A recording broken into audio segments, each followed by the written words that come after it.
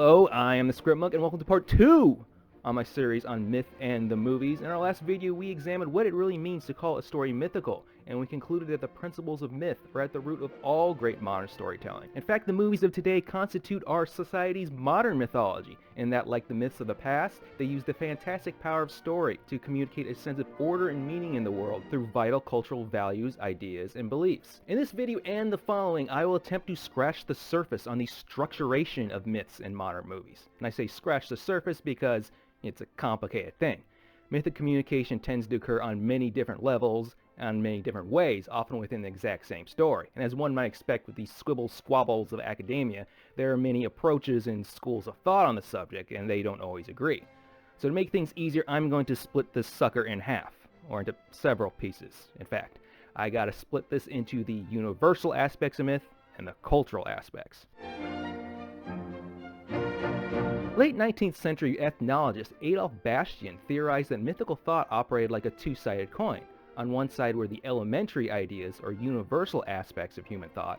On the other were the ethnic ideas or culturally specific aspects. The elementary side of myth relates to fundamental human needs and impulses so universal that they remain just as relevant to people today as they did in prehistoric times. In contrast, ethnic ideas are far more particular.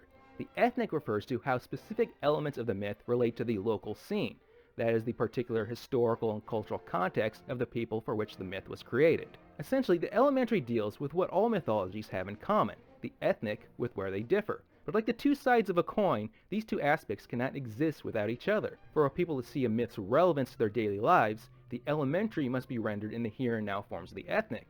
Likewise, for ethnic ideas to hold power and meaning, they must be somehow connected to the profound depths of the elementary. It was an interest in the elementary that jump-started the modern study of myth, as so many scholars wondered why the mythologies of vastly different peoples tend to be so similar. Indeed, the goal of Joseph Campbell's famous Hero of a Thousand Faces wasn't to describe some magical story formula for writers to mindlessly duplicate, as some unenlightened hacks would have you believe, but to prove the universal brotherhood and sisterhood of mankind by showing how little mythical thought actually differed from place to place. So what are these universals? Well, let's begin with humanity's relationship to nature. Though our modern post-industrial society has caused us to pay less attention to nature, earlier peoples were acutely aware of living in a world of endlessly repeating cycles, of the rising and setting sun, of the phases of the moon, and most importantly the passage of seasons that bring birth, growth, decay, death, and then birth once more. The earlier peoples were enthralled by the clockwork of the cosmos, and were thus obliged to assign it mythic meaning. Using this premise, Sir James George Frazer explains the constant motif of death and resurrection in world mythologies, particularly in the common story of a dying and resurrected god. But human beings tend to see all things on human terms, so they naturally saw a connection between the cycles of nature and their own existence, because a human life is itself a series of deaths and rebirths, not so much literally as metaphorically. No matter when and where they existed, human life has always advanced to the same stages, from infancy to childhood, from childhood to adolescence, adolescence to adulthood, and then on to marriage, child-rearing, old age, and ultimately death. In each passage from one stage to the next, the old person the individual once was is essentially expected to die, only then to be reborn as a new individual, now capable of taking on the roles and responsibilities needed in this next stage of life. In every society, these threshold events are marked by ritual ceremonies designed to carry out a symbolic transformation to usher the individual into the next phase.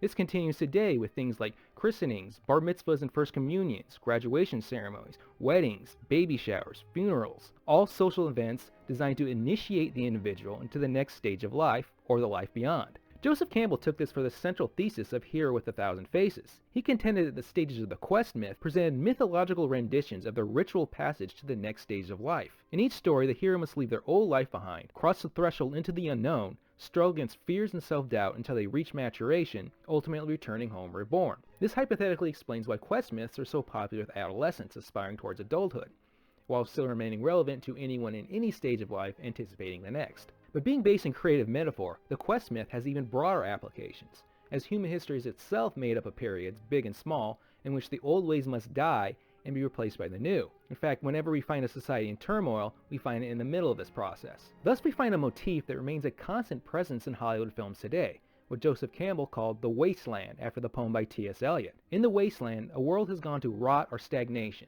Life-ruining forces have invaded and run amok. The world needs a hero to put society on its back and champion a mission to dispense with the forces of decay, and thus bring new life to the world. In essence, these are savior myths, and stories of salvation come in all shapes and sizes. The story might be epic, with the hero literally changing the entire world, or intimate, bringing renewal to the little world between the hero and the people they love. Sometimes renewal demands violent confrontation with the forces of the old order. Sometimes it can be brought about through love and reconciliation. In sum, we find that in mythical thought, everything is connected, from nature to our personal existence to the ups and downs of society. Myth sees the advance of time in terms of a cosmic order of death and rebirth that's repeated again and again and again in our stories. But turning specifically to Hollywood movies, even if we do away with the wasteland motif, even if we forget about anything that seems like an obvious hero's journey type scenario, we find the same mythical cycle of death and rebirth repeated again and again in literally every Hollywood movie, with some exceptions of course.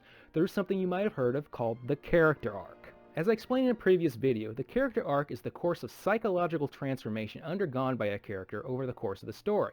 When the story begins, the character possesses certain attitudes, behaviors, or beliefs that are either inappropriate or insufficient for the adventure they must go on, the role they must serve, or the challenges they must soon face. As long as the character behaves in this way, they will struggle and eventually fail. Thus, in order to succeed, the character must undergo some sort of transformation. The old person the character was must die, only then to be reborn as a new and improved individual, now capable of taking on the roles and responsibilities set before them. Once again, like in the quest myth, we see the cycle of initiation and rebirth, only now on a psychological level. First, the onset of the story problem forces the character to leave the comfort of their existing world and journey into unfamiliar territory, literally or figuratively. There they encounter tests and trials until the fires of conflict purge the old self away. Only then are they prepared to learn the greater truths about their world, leading to a glorious rebirth. Occasionally the hero will literally die and resurrect, but more often we encounter a symbolic death or rebirth event, or a more subtle indication the character has passed through the final threshold and acquired a new self. In any case, the hero emerges from the chrysalis, now ready to perform the roles and responsibilities of their new stage of existence, and as a result brings renewal to their world. So the quest motif, so popular in modern movies, isn't simply a nod to tradition or a nostalgic callback to the fairy tales we enjoyed as children. It is an integral part of the very structure of movie storytelling, the means by which stories give us lessons on life. By the repetition of a universal motif, stories give us hope and guidance in our own quests to grow and change in life. Now, of course, the quest cycle is not the only universal motif frequently found in modern movies, despite what some people might tell you. It's merely the most well-studied, likely due to its appeal to the Western philosophical traditions of humanistic individualism. There are many other frequently reoccurring motifs, such as those best typified by the Greek myths of Prometheus, Orpheus, Icarus, and let's not forget the obsession in both Hollywood movies and Greek myth with violent revenge. Unfortunately, there hasn't been that much study done on these motifs, so I can't provide you with anything very satisfactory at the moment. Just know that anyone who tells you that the quest myth is the only mythic formula is handing you a line of BS. But if you really want to dive into the mythics of character psychology, if you want to descend into the deep, dark well where the quest myth and others potentially originate, you'll have to join me for my next video. And prepare yourself for the adventure, because our guide for this journey will be a man named Carl Gustav Jung. Things may get weird. In the meantime, please subscribe for the remainder of this series. I'm the Scriptmonk. I'll see you later.